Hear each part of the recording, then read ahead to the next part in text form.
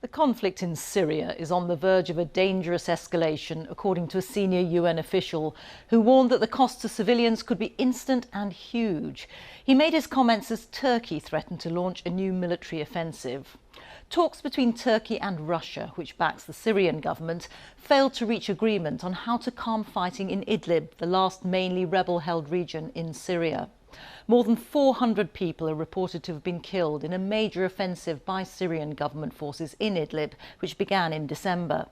Nearly 1 million people, mostly women and children, have fled the onslaught, and some are now dying from the cold. It's the biggest movement of displaced people in Syria's 9-year conflict.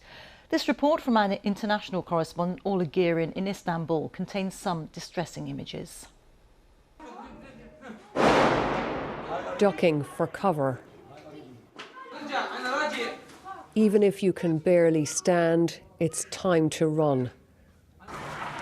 With bombs falling nearby, the Abdulaziz family are trying to pack up and go for the 4th time. Take the children inside, says Ibrahim, a parent's instinct. But he knows they aren't safe there either. Ibrahim says they fled their village in Idlib because of bombing, but the war keeps catching up wherever they go. So they hit the road again, joining the exodus to camps at the border with Turkey, which are already overflowing.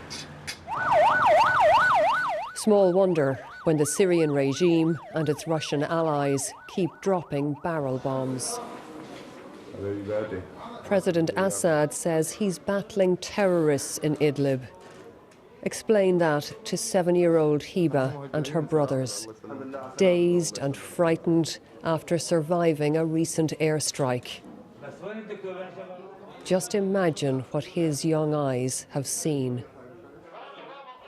Senior UN officials are pleading for a ceasefire, pleading for the global community to remember its conscience.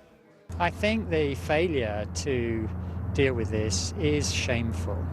It is a terrible indictment on the state of the world at the beginning of the 21st century that the international community cannot come together to agree that it's not okay to bomb fleeing women and children. As the bombing continues, Turkey is pouring more troops into Idlib, where it backs some of the rebel groups opposing the regime. Today, President Erdogan threatened an offensive of his own to stop the Syrian advance in its tracks. Turkey has completed all the preparations to carry out its own operation in Idlib.